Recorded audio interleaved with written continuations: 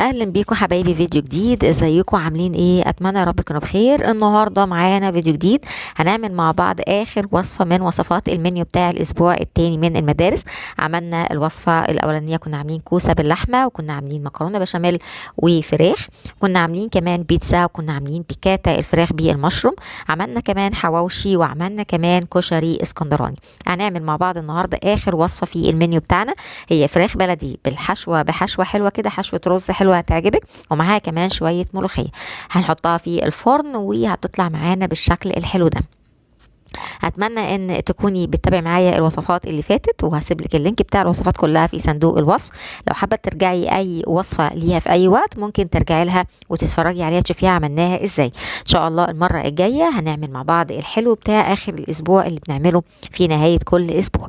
اتمنى تكملي معايا الفيديو للنهايه عشان تعرفي عملنا الوصفه بتاعتنا النهارده ازاي. يلا بينا على طول على الطريقه.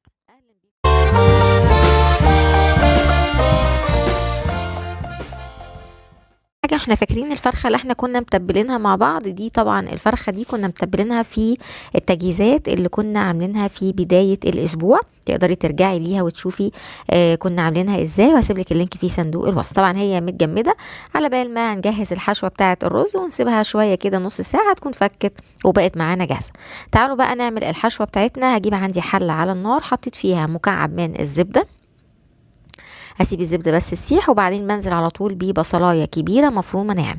نشوح البصلة. البصلة بديها لون ذهبي، وعشان خاطر تاخد معايا اللون الذهبي بسرعة بحط عندي ملح، فلفل اسود، عندي 7 بهارات، وعندي بابريكا.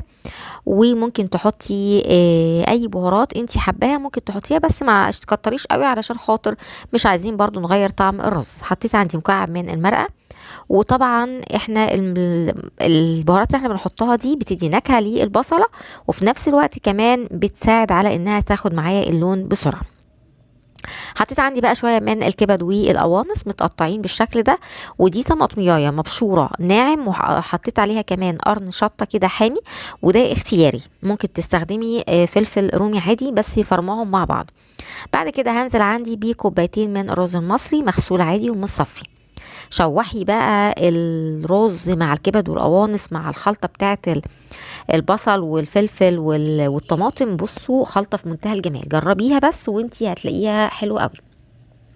حطيت كوبايه ونص من الميه، بقلل شويه في كميه الميه عن الطبيعي علشان احنا مش بنخليه يستوي تسويه كامله، احنا بنخليه بس يخش فيه التسويه. وبعدين ببدا ان انا اخد الجزء اللي انا هحشي بيه، يعني باخد مغرفتين 2 بس كده على قد الفرخه بتاعتي، والباقي ببدا ان انا ممكن ازوده بس شويه ميه صغيرين لو احتاج، واسيبه يكمل التسويه بتاعته.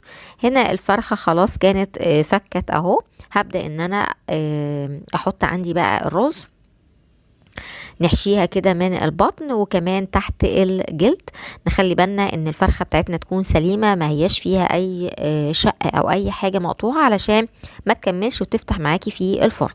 وفي نفس الوقت كمان بساوي الجزء اللي فوق دوت، وما بكترش قوي كتير علشان خاطر الرز برضو بياخد مساحه بعد كده، لانه هو لسه ما استواش للاخر، فطبعا هياخد وقت كمان مساحه، فنعمل حسابنا على كل ده.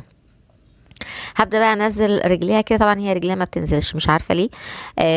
فهبدا ان انا اجيب ورقه فويل كده، وهضم رجليها على بعضها، لان الجزء اللي تحت كان مفتوح عندي ما فيش فيه جزء احط فيه الرجلين جواه. فهبدا ان انا اقفل كده بالجناحات، يعني هاخد الجناحين بتوع الفرخه وهقفل بيها الجزء بتاع الرز برضو علشان خاطر ما فيش رز يطلع بره واحنا بنسويها. هجيب عندي بقى الكيس الحراري، وده طبعا الكيس الحراري منه طبعا زي ما قلنا مقاسات، قلت كتير في فيديوهاتي ان في مقاسات بتبقى كبيره شويه، دي بتبقى ليه البط، والمقاس الصغير او اللي هو اقل شويه ده بيبقى ليه الفراخ. بعد كده هجيب عندي بقى معلقتين كبار كده من الصلصه دي حط عليها شويه زيت، وحط عليها شويه ملح وفلفل اسود. بدات احط بقى الصلصه على الفرخه كلها من قدام ومن ظهرها علشان خاطر تاخد كلها لون واحد في الفرن. خلاص دلوقتي بقى هبدأ ان انا اعمل كده مع الفرخة دي. قطعت عندي طماطم وبصل جوليان، وكمان عندي فلفل رومي، خلطة حلوة قوي تحطيها مع الفرخة في التسوية. كمان هحط بقى التتبيله، بقيه التتبيله مش هنرميها طبعا، هحط عليها شويه ميه كده وهنزل بيها احطها في الكيس عشان خاطر الفرخه ما تنشفش معانا وهي بتستوي. هنقفل بقى بالقفل بتاعنا. تقدري تحطي كوسه، تقدري تحطي قطع من البطاطس مع الفرخه برضو وهي بتستوي برضو براحتك. طبعا هنعمل بيه السكينه فتحتين 3 كده علشان بس البخار يطلع منها ما يفرقعش الكيس في الفرن. نفتح بقى وندخلها على درجه حراره 200. هي هتاخد حوالي من ساعه ونص لساعتين. ليه؟ هي بتختلف عن الفراخ البيضاء، دي فرخه بلدي. الفرخه البلدي بتاخد وقت شويه في التسويه اكتر من الفرخه البيضاء. يعني لو فرخه بيضاء بتاخد مثلا حوالي ساعه وربع، او لو هي حجمها كبير ساعه ونص بالكتير. هنا الرز كان استوى معايا. تعالوا بقى نعمل عندي الملوخية. حاطة الملوخية في شوية مية كده، او لو عندك شوربة تسخنيها وتحطي فيها الملوخية.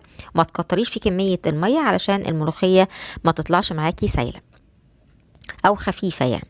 هنا بقى حطيت عندي في الطاسه مكعب من الزبده، حطيت عندي حوالي 3 4 فصوص من الثوم، حطيت مكعب من المرقه، وحطيت ملح وكزبره ناشفه. هبدا ان انا اديها لون ذهبي، مش عايزاها تغمق اكتر من كده عشان ما تمررش معاكي الثوم. بعد كده هنزل على طول بالطشه بقى على الملوخيه، وشمي احلى ريحه ملوخيه في الوقت ده. يعني ريحه الملوخيه بقى بالثوم، والوقت ده الصراحه بتبقى الملوخيه ريحتها في منتهى الجمال. شايفين ده القوام بتاعها؟ لا هي خفيفة ولا هي تقيلة، ما نخففهاش علشان تبقى معانا مظبوطة. ده طبق سلطه كده خضراء انا عملته مع نفسي، مرضيش اطول عليكي. حطيت ملح، فلفل اسود، وحطيت عندي شويه زيت، وحطيت عندي كمان عصير ليمون. من الحاجات اللي بتجيلي برضو ليه الملوخيه بتسقط مننا. طبعا الملوخيه يا جماعه ما بتتغطاش، يعني ما تغطيهاش بعد ما تاخد غلوتين 2 بس، تقومي على طول رفعاها من على النار وتسيبيها بقى، ما تغطيهاش عشان ما تسقطش منك. كمان الملوخيه ما تسيبيهاش بره الفريزر فتره، دي بتخليها تسود معاكي. فطبعا احنا بنطلعها على طول وهي متجمده كده، بنحطها في شويه شوربه يكونوا سخنين، فطبعا ما تسودش معانا. طبعا بصوا بقى الفرخه احنا بطلعناها من الفرن، شايفين لونها مش محتاجه تتحط تحت الشوايه ولا اي حاجه. يلا بينا نغرف الاطباق بتاعتنا.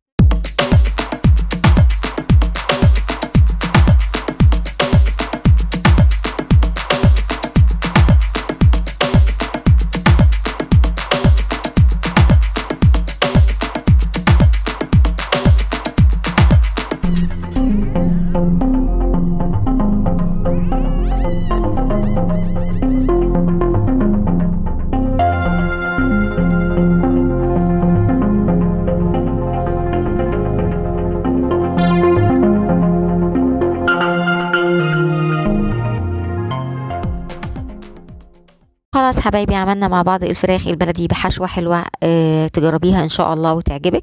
وكمان عملنا معاها شوية ملوخية وشوية سلطة خضراء. اتمنى ان الفيديو يكون عجبك، واتمنى انك تكوني استفدتي وتجربي وتكملي معايا بقية المنيوهات اللي جاية ان شاء الله. اشوفك في فيديوهات تانية ان شاء الله على خير. باي باي.